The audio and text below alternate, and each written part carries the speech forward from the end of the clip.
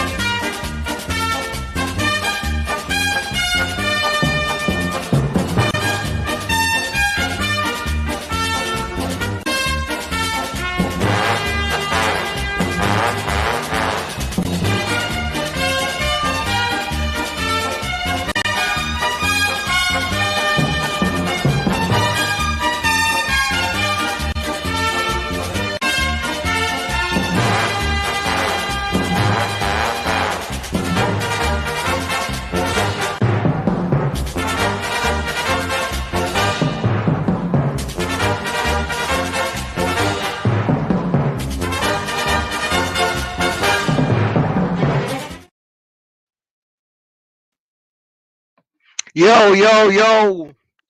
It's the Yo, guys, yo. man. It's the guys. Your boys is back. It's Sunday. A little late. Apologize for the lateness. It is what it is. We not perfect, but we strive to be. And that's all that matters around here, man. It's your boy Coach, flanked by the world's greatest man, Fresh Fire. It's Sunday. No games today. No games today. So to wet your beak Oh, a little bit, we here to talk some football. Because there's still football going on without there actually being any actual games. Just like the two teams are prepping, we prepping. We are prepping for next week's Super Bowl, the yes, big we are. game, the big day. So let's prep. Let us prep today. How you feeling today, my brother? I'm feeling marvelous, man. I'm feeling marvelous. It's Sunday arrivals, Tuesday as the best night of the week or the best day of the week. A little technical difficulties, man, but I don't know why. But the sun was shining on us. I don't know for whatever reason. It was like, you guys go on. Thank you. You know what I'm saying? So, you I'll know what I'm take it. saying? I'll take it.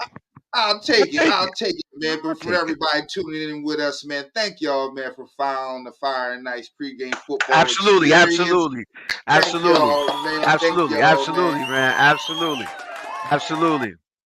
Absolutely, Thank we y'all. appreciate it. Thank We y'all. appreciate it. Listen, whether it's 1 minute, 5 minutes, 5 hours, 3 hours, it doesn't matter, man. Anytime you view it, it helps.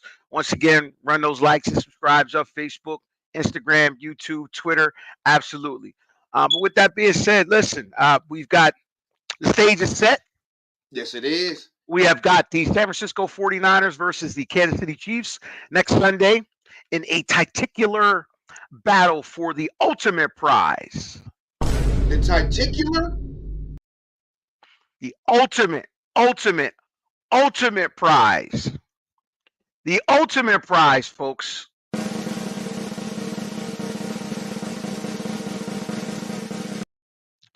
The Super Bowl!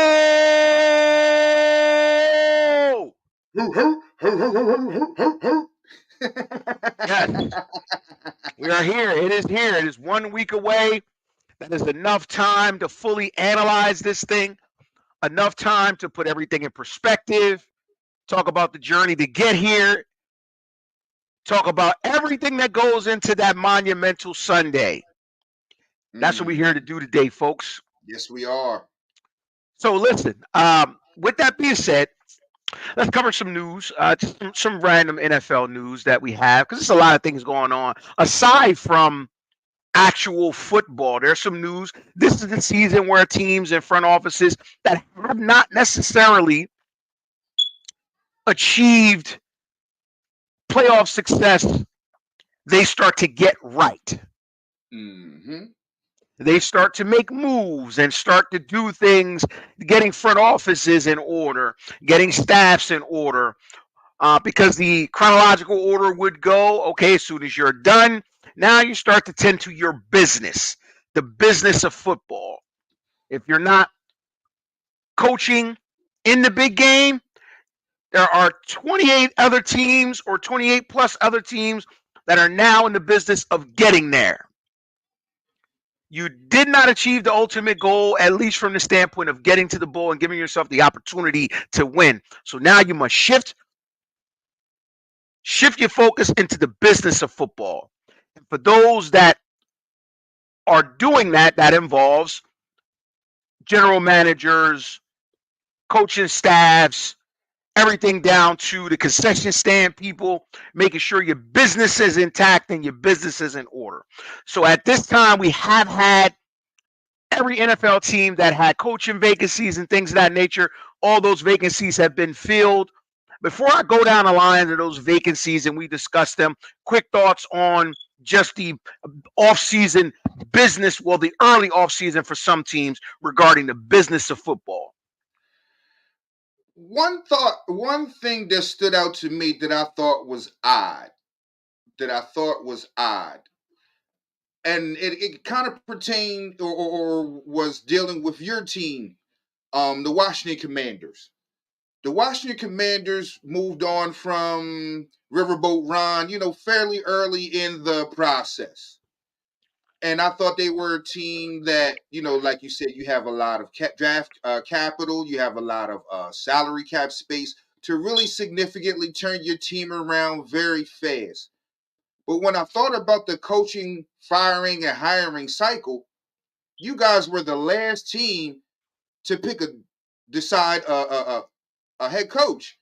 And to me, I'm like, that kind of, not saying sets you back, but that was weird for me with a team with so many resources, so many ways to improve your team real fast. You kind of just sat back and was like, okay, we're going to wait, we're going to wait, we're going to wait. And not just to picking a head coach is one thing, and that's fine. I'm not really worried about the head coaching thing, but it was brought to my attention that with all these head coaches being picked before your head coach, that means their staff has been kind of filled out a little bit fuller than your head coach has time to fill his out with. And there are less qualified candidates to pick from.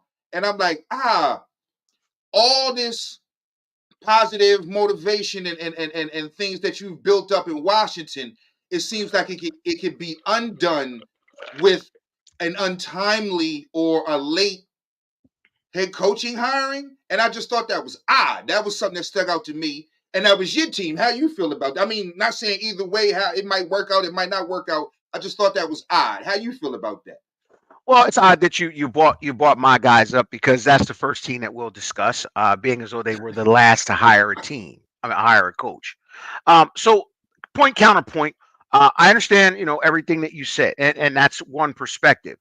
Another Mm-hmm. perspective is this is the off season, and a timetable is a timetable. Whether you figure you want a quick timetable or a slower timetable, because you can look at it and say, what's the rush? There's no rush to name a candidate or name a coach. There's really no True, rush. I mean, it's not like there's no clock. There's no hypothetical clock ticking. true. I think you do your due diligence. That's the biggest key. You do your due diligence, Mm-hmm. and As you there should. were several factors that went into. Now, mind you, this is just from uh, my research and the things that you hear. Uh, there were multiple candidates that they interviewed. It was a very thorough process in terms of the guys that they interviewed, the amount of times that they interviewed. They had their preferred candidates. Out of that Yes, they long list, did. you had your first tier, you have your second tier, and then you have your third tier. So you have to work that out.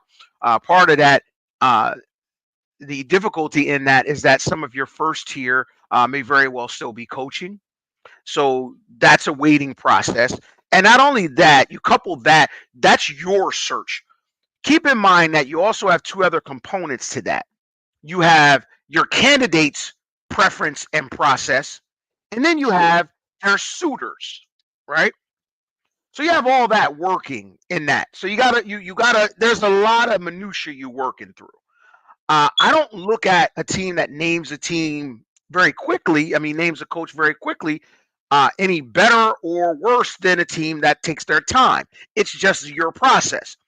I think that what I've personally had to do with my team is I've had to do sort of like a cleansing into the Lake Minnetonka waters and wash my senses and my memory banks of the previous regime, because what I've started to do is I've almost expected certain things that has been the norm for 20 some plus years under Dan Snyder.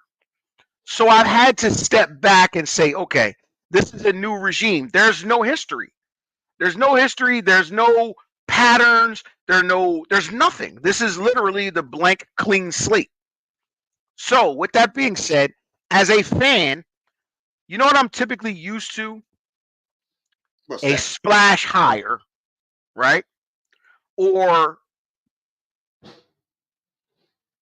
having a want or a need or preference. And when that doesn't happen, I just bomb the entire process, right? Because it has been counterproductive to what I've wanted for years. I want this, Dan Snyder and the guys do this. So, as a Commanders fan at this point, at 48 years old, I don't know what the fuck I want.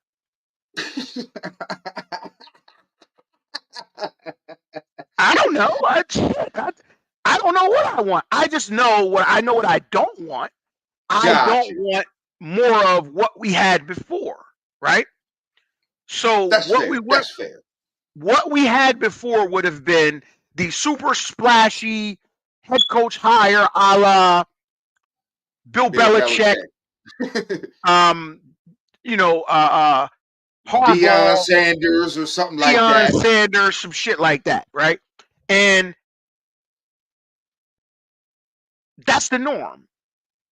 So with that being said, um, I think what happened here was, and here's, and I'm just going to put it out there, whether it's true or not. You decide. Who knows?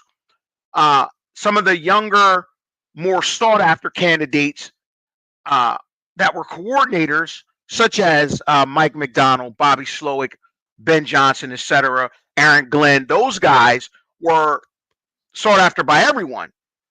True. So when you remove yourself from being a fan and looking at it just from your organization standpoint, you look at it from those guys' perspective. So you're a young coach, right? And so you're a young coordinator looking to be bumped up into a head coach. There are some thought process that, number one, I'm already in a situation where we're trying to compete for a Super Bowl, right? Do I want to undertake a team, quote unquote, rebuilding under a new owner, under a new GM, and I'm a new coach? There's a lot of newness there. Yeah, a lot of new there. Do I want to undertake that? And quite frankly, you had two coaches, the two hottest candidates, say, no, I don't want to undertake that with anyone.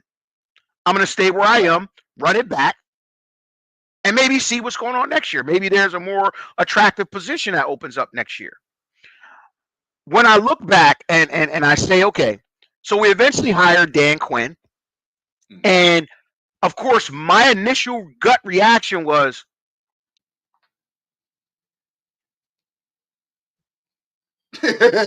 okay.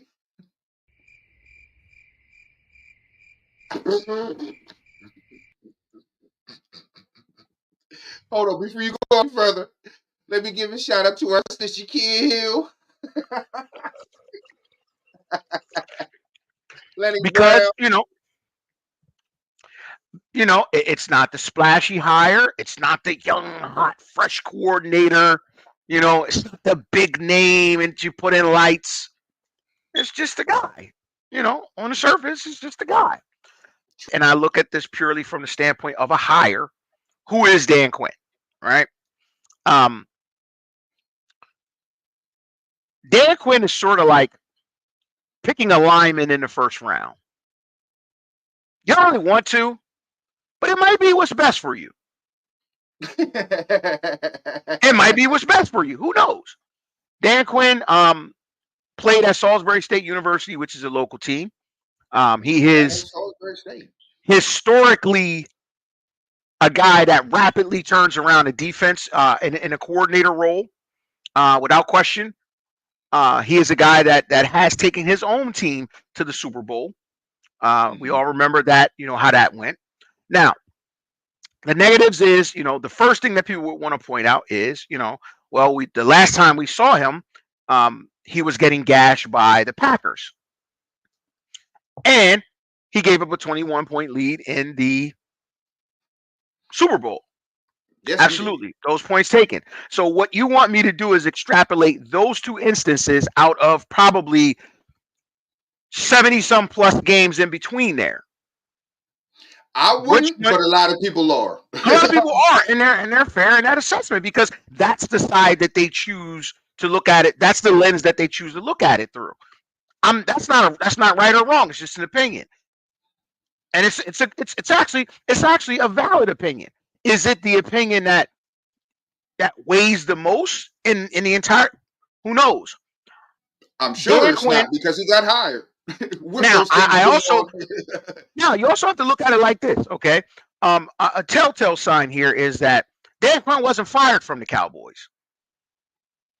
Nah, his contract just ran out, wasn't it? Oh no, He it wasn't wasn't even fired. that. No, he Yeah, wasn't. he It wasn't wasn't even. fired. He just He wasn't even in the midst of a contract dispute. right. He Dan just Quinn. got They a were running it back. Dan Quinn was not fired. So nah. They we essentially promoted a guy. yeah, Not got it. We exactly, didn't get a guy exactly. off the street. We promoted a guy, right? Right. And not only do we promote a guy, we promote a guy from a division rival who, Which would weaken. and not only that, he brings a guy from that staff, which would further weaken the defensive staff. Now, is that the end all be all? No, it's not. But it's a thing. It's a thing. It's a start. Another part of that thing is now you're starting to see the ringing endorsements of some of the Cowboys players. Mm-hmm. Michael Parsons, who talks a lot, and I'm not a guy that takes Michael Parsons at everything he says because he talks a lot. But he said, "Hey, now you never know, he might take me with him." That doesn't sound like a guy that hates his coach.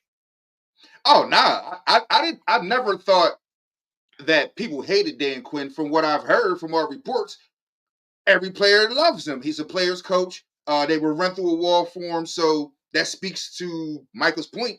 He might want to go with him. Besides, playing in Dallas, we've been hearing a lot of Dan things in Quinn, Dallas. apparently through the search, the reason Dan Quinn hung around for so long is because of two factors.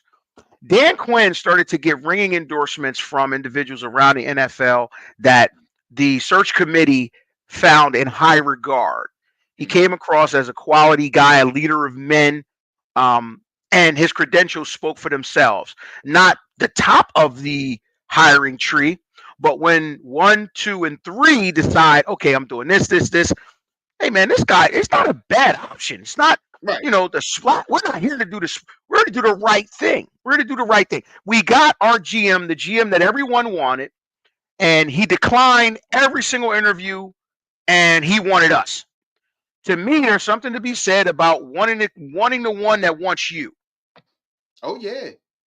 Now, Oh there's a yeah. couple of reports out there that the number one head coaching candidate out there, Ben McDonald. I mean Ben Ben Johnson Johnson. didn't necessarily interview well. Didn't That's what necessarily I heard. interview well. Now, whether that's true or not, everything in a whole leads me to believe that they were very extensive in their search for a team that has had so much futility. I almost feel better that they were so Diligent. diligent in their search. Thank you, bro. So diligent in the search and not necessarily we're going to hone in on this guy and that's it. That wasn't the case. They interviewed multiple candidates, they were flying all over the place. And at the end of the day, they settled on the guy that they got. And they felt good about it. So I have to feel good about it. And not from a standpoint of it is what it is, but when I look at it, let's rock out. Let's go. Let's go, Dan. I'm all in. Because I have to be until I'm not. You know how you know my phrase. I am till I'm not. Right. I'm You all know in what I until mean? I'm not. I'm all in until I'm not. And you know me. I don't pull no punches with it, man. So with that being said, man, did they get their top choice? Sometimes you don't get the top choice, but did you get Right. the best choice? Let's see what happens. I can't say Dan Quinn is a bad coaching hire. It's not bad. It's just not the one that everyone may have thought about initially. But sometimes, I'll throw this at you and then we'll move on to the next team. There is a laundry list of coaches that have actually won a Super Bowl in their second stint. You're right about that. Bill Belichick, Andy Reid, You right about that. I mean, Tom I'm not. Flores, Oh, I'm not saying Dan Quinn wasn't a good Don hire. Shula, No, no, I'm not saying that at Don all. What I'm Shula. saying is, I just was saying like the timing of the hiring, was that kind of weird. Just because you may not be able to fill out your staff with the best and the brightest, but like you alluded to, he actually brought over I want to say the defensive backs coach, and he's going to be you guys' defensive coordinator. So that's the defensive side of the football in Dallas will not look the same next year. I don't really Yeah. care who you bring in. It Who, might be who, better, it who might be knows the whether worst. it'll be better or worse? But the It won't odds be the are saying same. that it won't be the same. Now, I know it when you won't be the same. we can look around the league and see when coordinators change and things of that nature. Sometimes it dips, but we'll see. Yeah. We'll see. We'll see. Well, We'll see. it's going to be hard to keep up the number one defense or one of the number one defenses or arguably the number one defense if you take away two very, very significant pieces from it. I don't care who you Absolutely. are. Absolutely. So moving on, we got the Seattle Seahawks, former coach Pete Carroll, new coach Mike McDonald. I personally like this hire. Shout out to Mike McDonald for not being a bitch and wanting to take on that task. That's a very good roster in Seattle. Mike McDonald, he decided to say, you know what, I'm going to blaze my own trail. I'm not going to sit pat. This is a great situation here, but ultimately I'm being called to lead a team, and he is now your new head coach of the Seattle Seahawks. Um, I'm understanding this is a 6-year contract. Yeah, a 6-year contract. 36 years old, one of the youngest head coaches in the league. He brings a reputation as one of the brightest defensive minds. Mhm. Brightest defensive lines. Speak to Mike McDonald and his position now as the head coach of the Seattle Seahawks.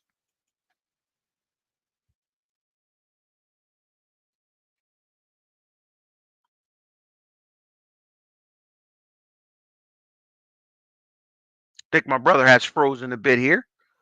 So with that being said, I'll speak more to That defense Mike. in Baltimore, that defense in Baltimore is serious. So with him leaving and going to what we all affectionately know as the Legion of Boom, I think they want that defense back up there, hitting, smashing, covering, and harassing quarterbacks like it used to be. Because it seems like when Pete Carroll got there, okay, it wasn't the offense that he was known for. It was the defense, and that defense came, and that defense was the face of the team, face of the state, the Legion of Boom. So I think they want to get back to more a defensive led. Let's run the ball, throw the ball on third down, hold it. Let's stomp them out on defense. I think they want to get back to something like that. So with something like that, man, I'm not mad at Mike McDonald. I'm not mad at Mike McDonald at all. Hold on, I'm gonna step out for a second. Okay, with that, yeah, absolutely, absolutely. I love the hire. I think the hire is a good hire. I think this guy is probably is an incredibly bright defensive mind. I think this gentleman is an individual who will continue. He will keep that Seattle Seahawks team where they are. Pete Carroll did an admirable job. I didn't like that Pete Carroll was fired, but it is what it is. I think that is a great hire bringing in Mike McDonald. I think the way that he had that Baltimore defense flying around the field. You could see that he put a premium on the linebacker position, and that's something that has been a position of strength for the Seattle Seahawks, having one of the all-time great uh, linebackers in Bobby Wagner. So you will see, I think it's going to be more of the same with the Seattle Seahawks. Great defensive young mind, one of the top candidates in the NFL, one of the guys, one of the more sought after guys in the NFL. Shout out to Mike McDonald and his new endeavors with Seattle. I think you'll see some great things there. A team that was really, really, really, really in need of a different direction is the next team up, which we will go over the Atlanta Falcons. Former coach Arthur Smith, fired January the 7th, did not have much success at all in terms of the last few years. They hire Raheem Morris on January 25th. He is the,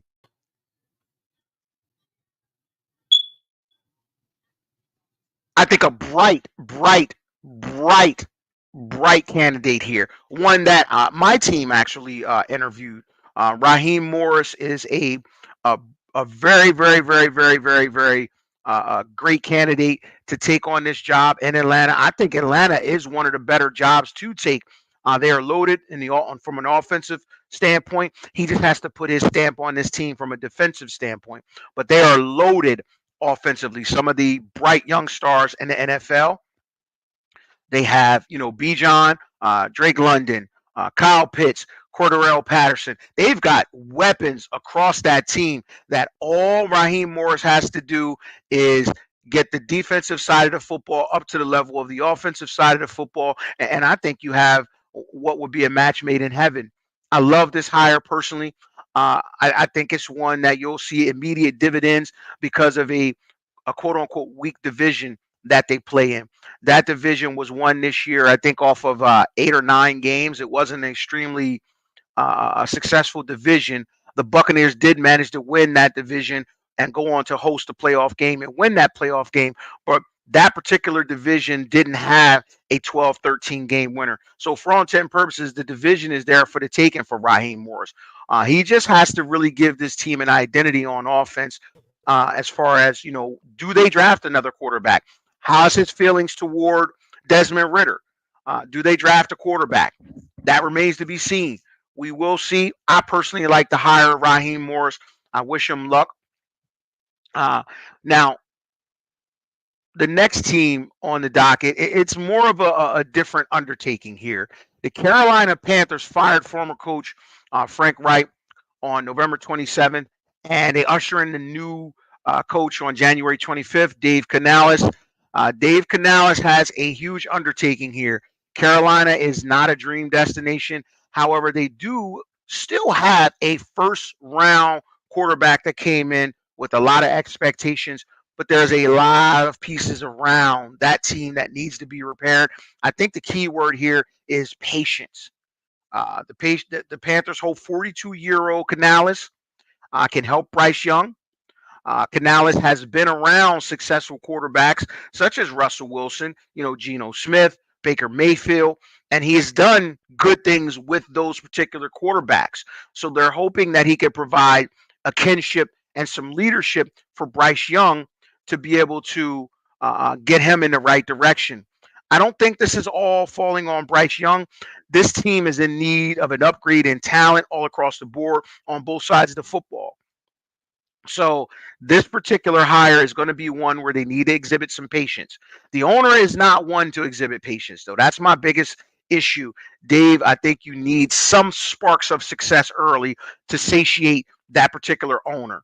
That owner has a quick trigger finger. And I think they really, really, really need just to show some sparks, not necessarily from wins and losses, but from a competitive standpoint.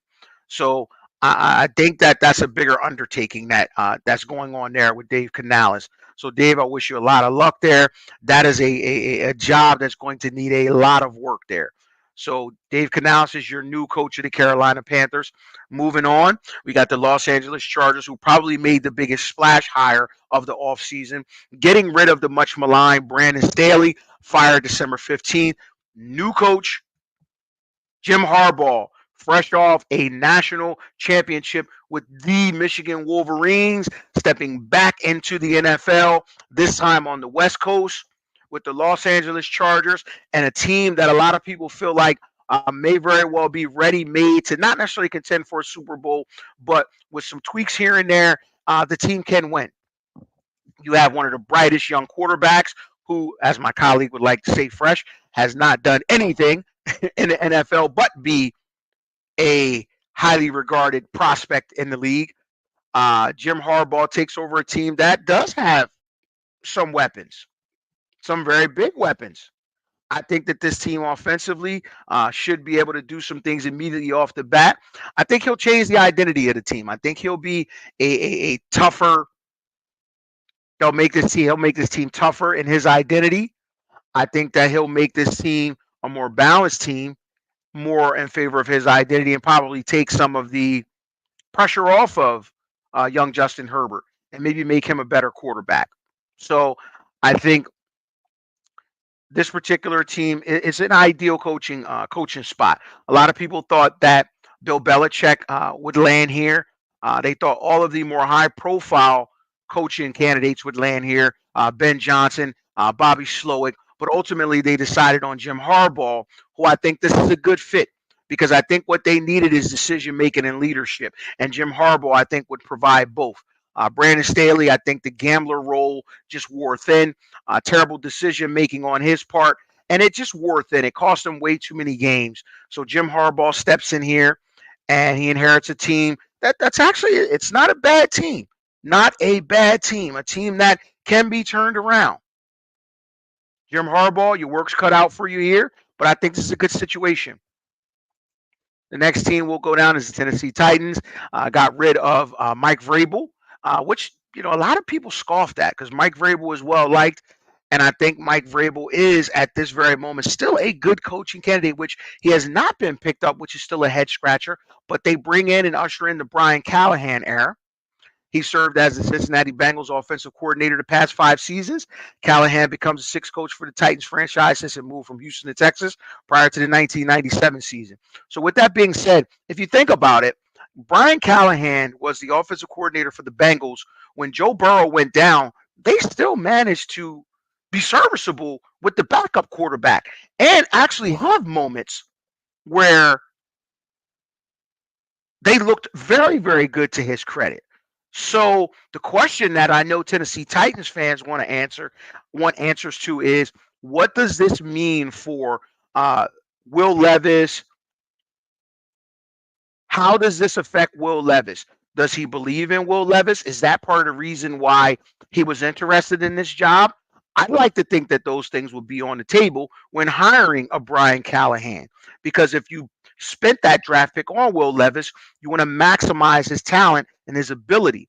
So, with that being said, that probably was part of the discussions in terms of how do you feel about Will Levis? You don't want to close the book on that high draft pick. You don't want to turn your back on it. Think about some of the names that Callahan has worked with. He's worked with Matt Stafford, Derek Carr, Joe Burrow. So his next task will be to develop Will Levis. Good luck, Brian Callahan.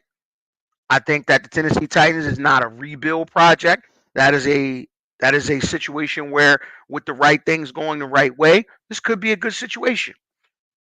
Congratulations, Brian Callahan, your new coach of the Tennessee Titans. Next up, we've got the Los Angeles Raiders. The Raiders.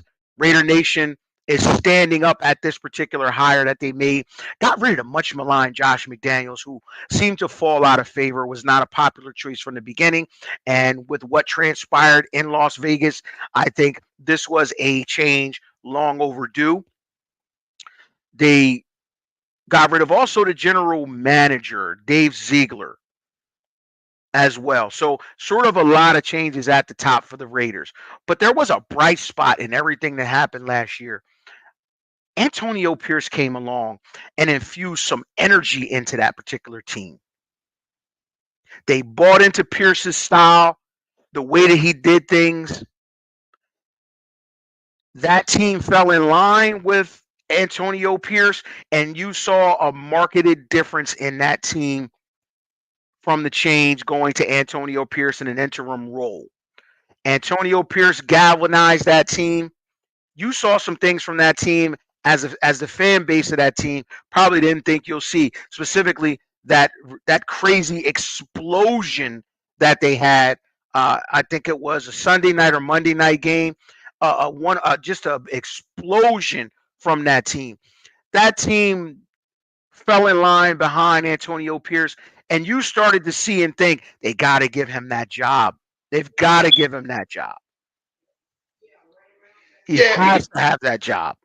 Good I brother, man. I had some technical difficulties, but I'm back, man. I'm back now. I'm not sure what's going on there, bro. But you rocking out with us, man. We still here. We ain't went nowhere. We have not gone anywhere. We've not gone anywhere. Speak to the Los Angeles Raiders hiring of Antonio Pierce, um, and just your initial thoughts on that hire. Well, Antonio Pierce, I thought was the hire to make it. I didn't think we should have went looking around for anything. I thought the guy was right there in the building. And I also thought that he made a huge, significant hire on his staff. When you have someone like Antonio Pierce as beloved as him, you want him to succeed. And there was another person that I thought was almost as beloved as him, but he wasn't getting the same kind of love, which is Eric Bieniemy. Eric Bieniemy has showed that he can be or should be schematically a head coach. We all know that he is capable of running a whole offense professionally in the NFL.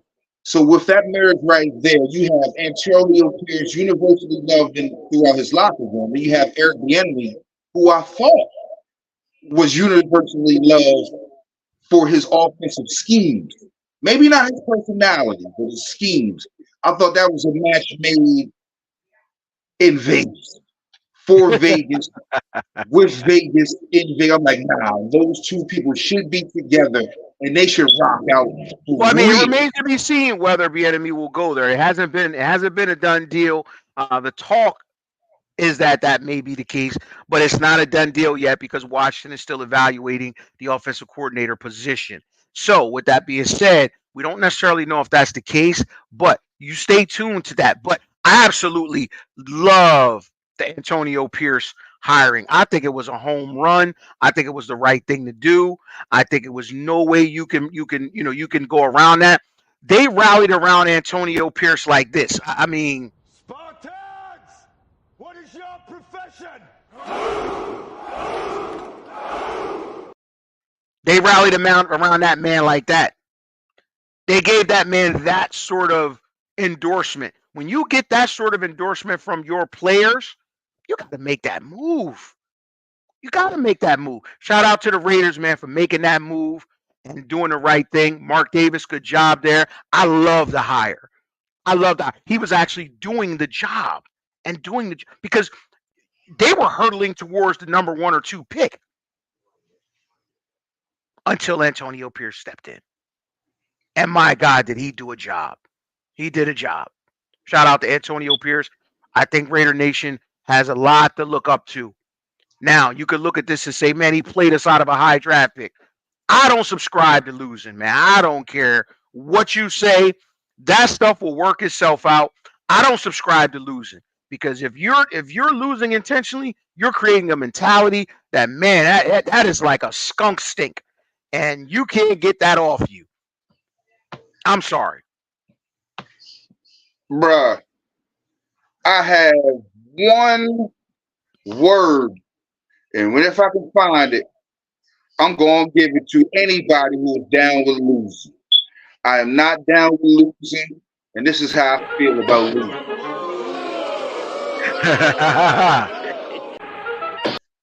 Dog, I am a fan of the Philadelphia Sixers.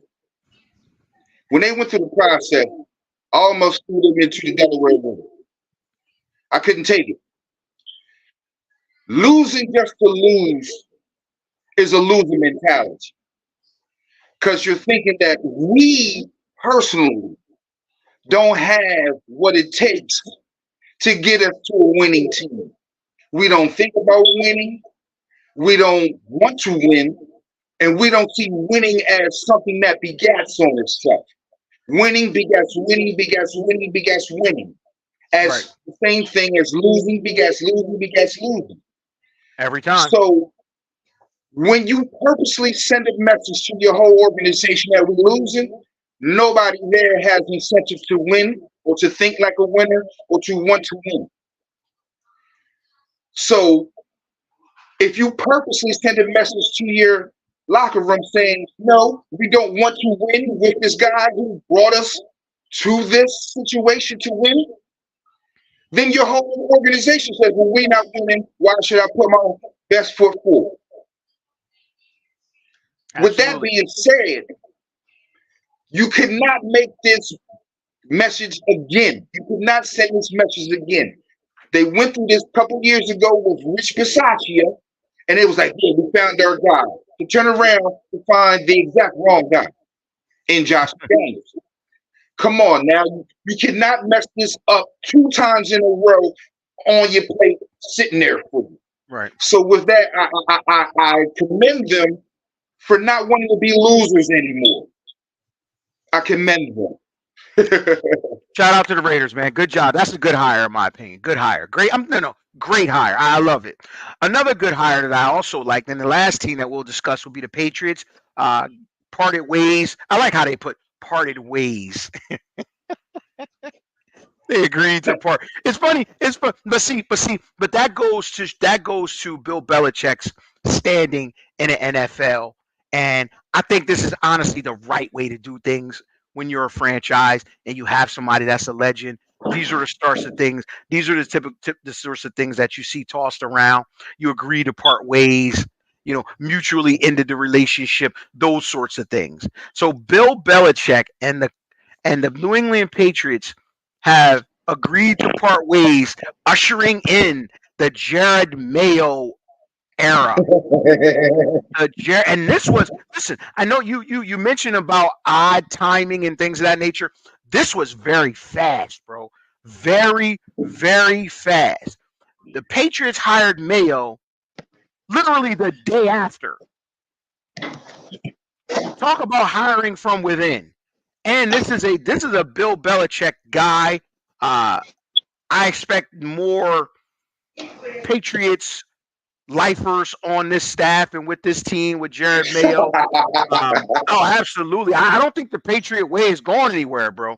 I think what you'll start to see is they'll just get younger in the Patriot way. They're gonna get younger in the Patriot way. And Jared Mayo appears to be the guy for the job. I don't know how he'll do. He's got a big undertaking with this team. There's some things that they got some decisions to make. So speak to Jared Mayo's hiring and the parting of ways with Bill Belichick.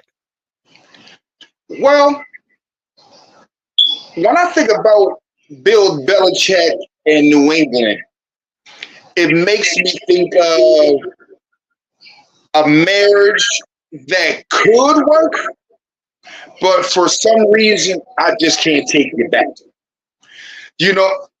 When you have Bill Belichick there and you're thinking about all the success you had, you get spoiled. So you don't do things the way other people do things. You look around and you say, well, we want to do Bill Belichick the right way. Cool, no problem. That entails respect. That entails a little bit more delicate talk and tone when you converse. And that takes time. And like you said, man, I'm a thing about timing. And with Jared Mayo, this may be a little different because it seems like everybody there will stay with Jared Mayo. Like nothing changes except we're just removing Bill Belichick. I'm not sure, but it looks like everybody else like, all right, cool. I'll stay with Jared Mayo. Not saying I wouldn't have stayed with Bill Belichick, but I'll stay with Jared Mayo. Because it seems like everybody around there is like, well, we have the right pieces or we have the right mentality. We just needed a new voice. And everybody else is like, yeah, it just seems like we just needed a new voice. It doesn't have to be all football all day, all the time, or it doesn't have to be all football all day, all the time, the way you say it has to be, Bill Belichick. I think that message has ran its course when Tom Brady left out the building. Because those type of hard edge, hard line coaching styles or mentalities. They only work while you're winning, and they worked for 20-some years while they won. And now you have Jared Mayo, who what I would assume is, well, I know is a Bill Belichick disciple, and I assume would do a lot of things the same way. So I'm not sure if the timing or any of that will make a difference. Now, one thing I do know will make a difference is I don't think Jared Mayo has the same roster picking and personnel power that Bill Belichick had, and I actually think that hurt Bill Belichick, the coach, by being Bill Belichick, the general manager. Can't So blame we'll see, man. anybody. The timing is crazy. The timing is crazy. Blame anybody. You can't blame anybody. You know what I mean? When it goes south, you can't blame it. Especially, let's go back to, we'll move on, but this, as the GM, this was the decision that ultimately sealed his fate. You sent Tom to Tampa. Moving on. I'm pretty sure the collective thought process in New England at that decision,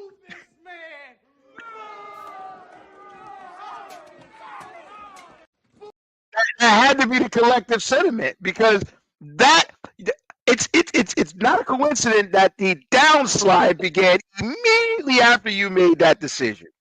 So let's think here for a second. That's the perfect segue. Let's think about here for a second. Let me find the words here.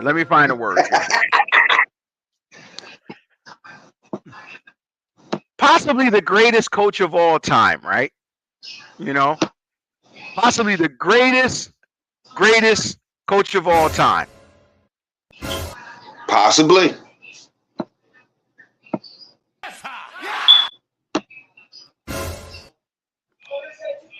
More Super Bowls than any coach. Yeah. Why does he not have a job? Man, look. When I think about Coach Bill Belichick and why he don't have a job, it really speaks to your mentality. And we've all seen his mentality. We've all seen how prickly he can be. He seems like he's say that word again. What's that word? That would be prickly. Prickly. So he's a little bit more prickly than a lot of people would like him to be. He is, man, look, he's a hard ass. He's a hard ass on people. And no days off and too much personality is a distraction from the team. And like I said, that all works when you're winning. But you brought up, man, that all walked out the window with a one Tom Brady. It all works when you're letting go good players 1 year before instead of 1 year after. Like, oh, you look like a genius. Yeah. When that works for you. You like a genius, quote unquote, when you continue to win. But always put way more of the onus and give way more credit or place way more blame on the players, not the coach. Cool. The players are the ones who make those plays, those X's and O's pop off the page, because there is not a play that an offensive coordinator or defensive coordinator, which would be Bill Belichick or Bill O'Brien in this case, none of them draw up plays that don't work. Mm-hmm. None of them draw up plays like, this play is going to cause us a fumble. No, those are the players who do all of those things. So when you have, and when we've seen with our own eyes, whether you want to believe it or not, the players lifted up Coach Belichick's and Coach Tommy White and Coach Romeo Crennel and Coach Bill O'Brien and Coach Matt Patricia and Coach Josh McDonald's X's and O's off the whiteboard. When you see the main force multiplier for that walk out of your building, we now look at you. Okay, coach, you were the greatest coach around. Okay, coach, you don't have Tom Brady anymore. We're assuming, like Dane Dash said, I made you. So a lot of people are looking around like, okay, Bill Belichick, if you made Tom Brady and you such a great coach, make him again. All right. Oops. Absolutely. Oops. Absolutely. Absolutely. Couldn't do that. So with that being said, my brother, those are the coaching hires and coaching off-season changes in certain front offices. We wish all the teams the best of luck. But let's get to the game, my brother. Oh, before I go any further, let me give a shout out to my bro Dean Williams, man. Neighbor Nate, man, checking us out all the time, man. Absolutely, man. Appreciate Checking us out, man. Appreciate you, man. Whether it's 5 minutes or 5 hours, man, it all counts. It's all the same. We appreciate the love. Absolutely, bro. You know what? Absolutely. While we here, man, let me give out a couple more shout outs, man, to the good brother B Stu, to the good brother A-Rab on the check-in the World Tour, man. I know my baby live out there listening. AP on the check-in. AP on the check-in. Hanif on the check-in, man. Yo, I'm running out of names, man, but proceed, bro. Proceed. Absolutely. So let's get to the game itself. This is an off week. This is an off week of preparation. We got the San Francisco 49ers and the Kansas City Chiefs. Let's let that sink in for a little bit.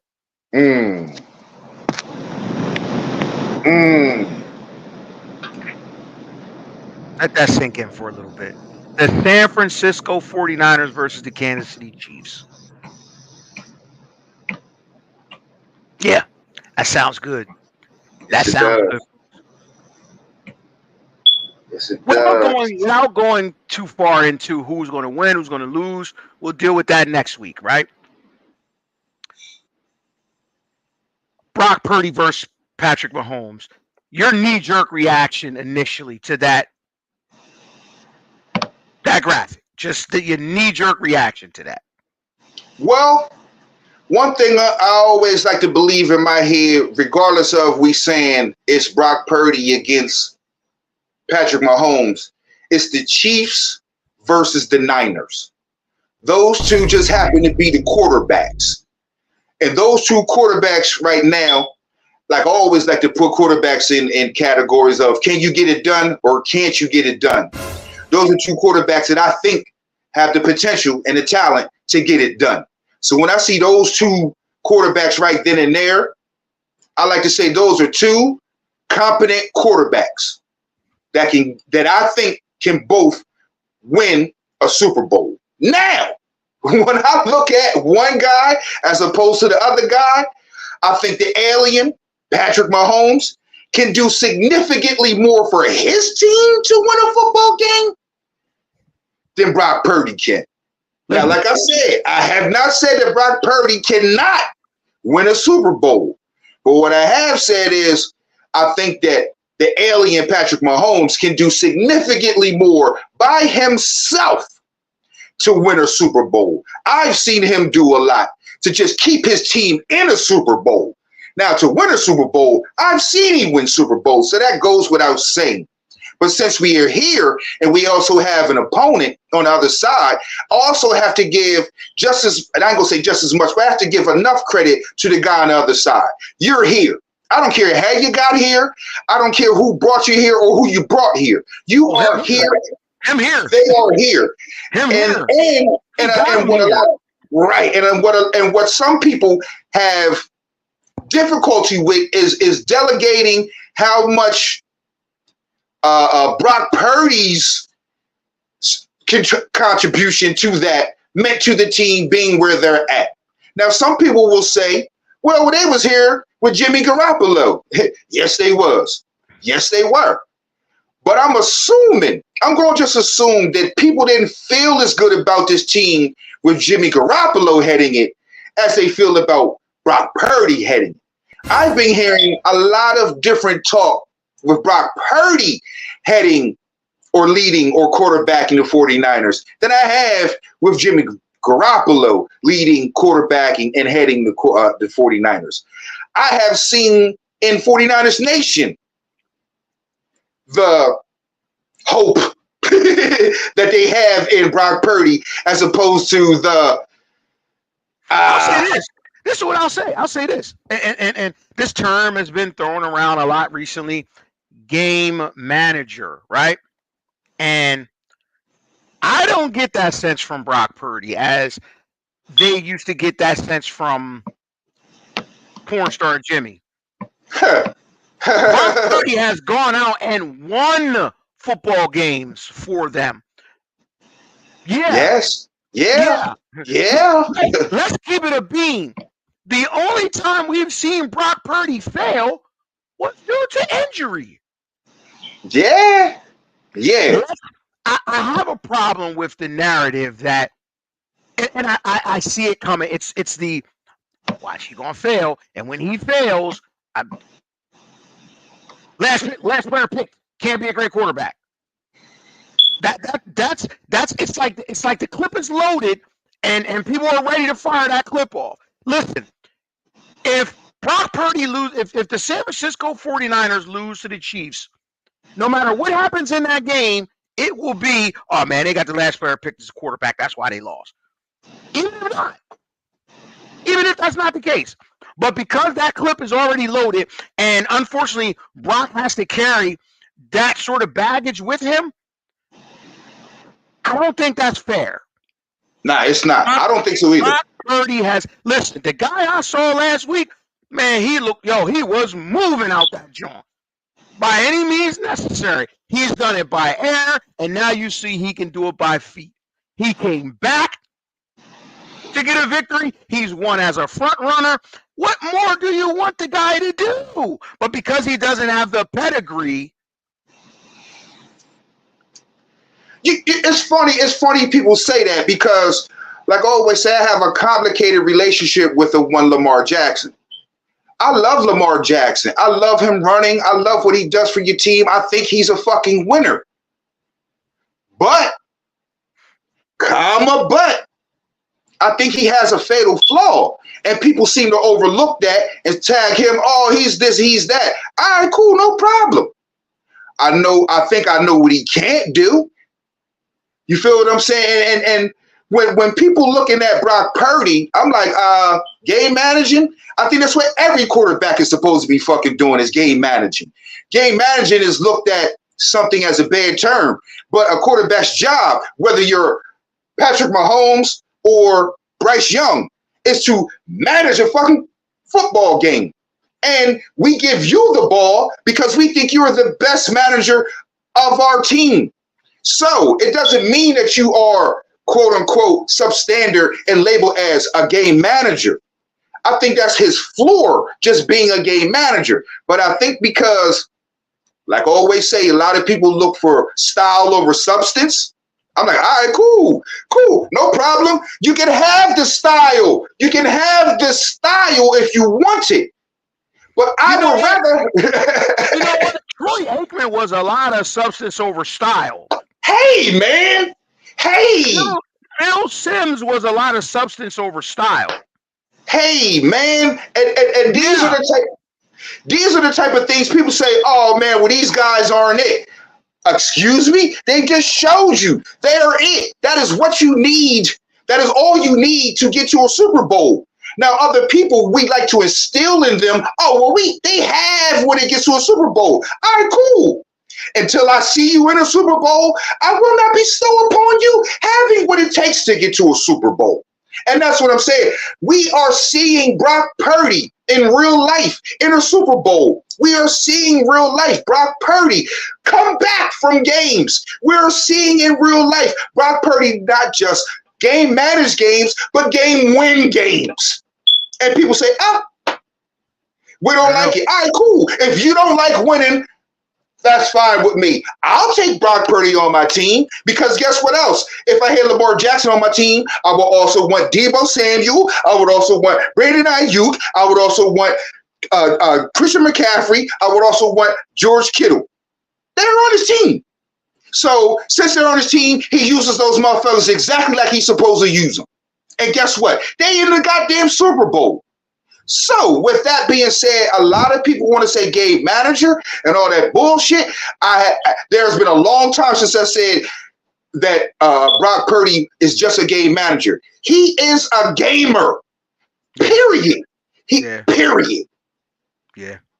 Yeah, and and the thing is this, and we'll end it off with this. He's going against, the ultimate gamer on the other side of football, because that is a bad, bad, bad man across there, man. I mean, for us to say go on the road and do it again, and he said, Hold my beer. Hold my beer. Yo, you know how I love Andy Reid and Patrick Mahomes. Those two guys will lift those X's and O's off a page like no other. Like I said, Andy Reid is my favorite head coach of all time.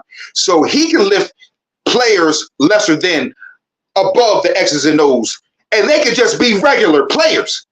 But guess who else can lift players above the X's and O's? Patrick motherfucking Mahomes. And I want to go to one specific instance that we all are familiar with, to where I see where, oh man, this guy is that guy.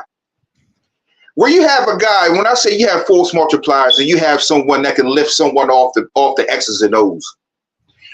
I can't remember which week it was, but when the Kansas City Chiefs played the Eagles, Martez Valdez-Scantling was wide open, and the ball bounced off his damn hands. Everybody who has ever seen American football will tell you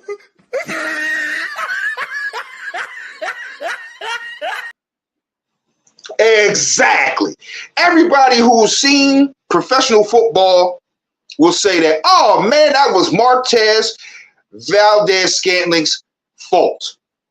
Everybody. And then even people were saying, hold up, man, Patrick Mahomes need to get on that guy. You know what that guy did?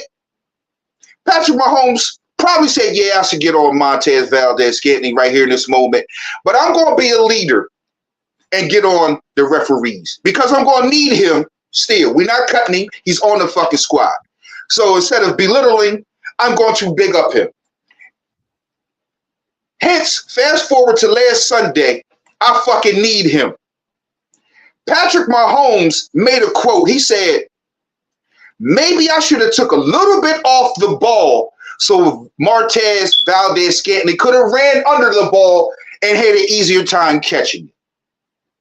That's what he said weeks ago. Even though he was wrong in saying that. Martez hit you right in your hands. He was wrong in saying that. But guess what he did last Sunday? Guess what he did last Sunday to win a game? Guess what he did last Sunday to win a game that a lot of people didn't think he was going to win? He lifted Martez Valdez-Scantling above the X's and O's. He lifted him. We saw where he tried to lift him several weeks ago. He just couldn't. He was like, man, I can't lift you any more than this. Besides me running down there and handing you the ball in your goddamn hand. I can't lift you any more than this. Guess what he did? I'm not going to throw you out. I'm not going to belittle you. Not in front of anybody anyway. We don't know what he did behind closed door. But guess what I'm going to do? Because I am Patrick Mahomes, I'm going to continue to lift you above the X's and O's. I always give more credit to players than I do coaches. Bro. You sound inspiring, bro. Dog, I'm trying to tell you, I give.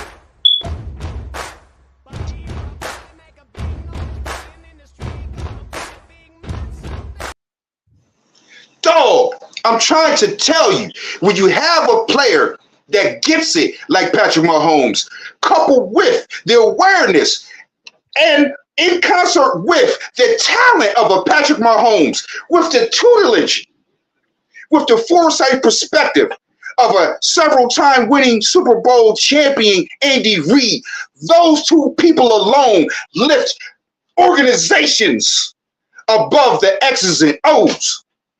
So I swear to anybody willing to listen, man, it is not about the X's and O's as much as it is about the Jessies and the Joes. And I swear the biggest Jesse and the biggest Joe out there is Patrick Mahomes, man.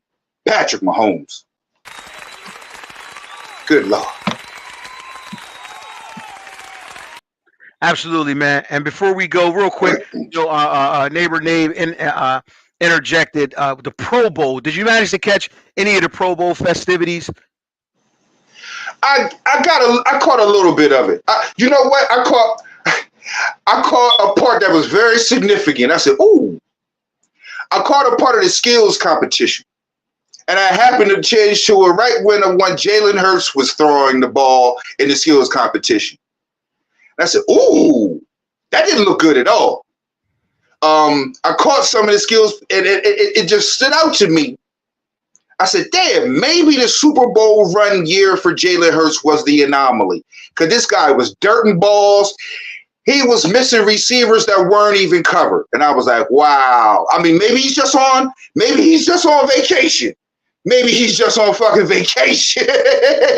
But I swear to you, the guy was out there missing uncovered receivers, man. And I was like, wow, man, I didn't get it, man. So how did you feel about the skills competition? Did you check it out? I didn't get to check it out, man, but I think what I'm going to do is right after we're done, I'm going to go ahead and make it a point to check out the skills competition. I'm probably be able to find it on YouTube. So I want to check it out because I do want to watch it. I love a skills competition. I think the one memory that I have was years back when Dan Marino, man, threw like a 50-yard dart and hit a bullseye, man, like 50 yards down the field. I was like, man, that's arm talent, man. That's incredible. I like those sort of things, man. I love that part of Pro Bowl weekend, not necessarily the game, and they've done away with the game, but I like a skills competition, man, especially with the quarterbacks, man. That really puts that's a show sometimes. It's like the home run derby for quarterbacks to me. You could some of these quarterbacks, man, you could see some things. Remember when they used to do the long ball contest and things of that nature. Those are the things that I really, really, really love to see. And like neighbors say, you get to see their personalities, man. Yeah. You get to see some of that competitive nature in a fun way. Nobody gets hurt, but it's still competitive. And you really, really get to see how great some of these quarterbacks are in terms of arm talent, man. I used to love that. So I'm gonna go check it out after we're done. So we'll leave off of that, man. We've come to the end of the show today. We got a week left. We've got a full week left to really, get ourselves prepared for the Super Bowl, the big game, the big party, signaling the end of the season. Make it count, people. One game left for all of the marbles. Somebody gotta win. Somebody gotta lose. Somebody gotta lose. With that being said, we will be back tonight for the flagship show, The Experience. Tune in with us. We got a big show tonight. Lots of interesting topics. Mainly the finale of the Rankum. It's going to be very controversial. We have MCs that we will rank. We're putting there. I won't reveal too much. We will have a criteria. Tune in. 8 o'clock shop. 8 o'clock shop. The Experience coming to you live as always. The One Take Titans, the live legends, no do-overs, no retakes. What you see is what you get, raw and uncut. We appreciate y'all rocking out with us another Sunday. Any closing thoughts, bro, before we get on out of here? Man, I'll just say sorry for the technical difficulties, like the bro said, man. We are the live legends, the One Take Titans. What you see is what you get. I'm glad that things worked out for us in our favor, that we can come and experience the experience with y'all, with the experienced people. We're working through some things, but we definitely, every day, brick by brick, man, we try to make all this better for everybody. A better viewing experience and all of that for y'all, man. We doing this on the fly, but we love to do this, and we love that y'all hanging out and checking out and walking with us. Absolutely, absolutely. We on out of here, man. Friday Night Experience later on tonight, 8 p.m. sharp. Tune in live, chat, input, all welcome. We might talk about that fire stick tonight, neighbor Nate from Ghost. He's on the board tonight, bro. He's hey, bro. He's on the Check this board. out. I might even gotta get neighbor a little bit familiar with what we got going on, man. I might gotta get him familiar with what we got going on, man. Cause you know our guy is in there, man. Stocks, he's in there, man. Stocks is in there.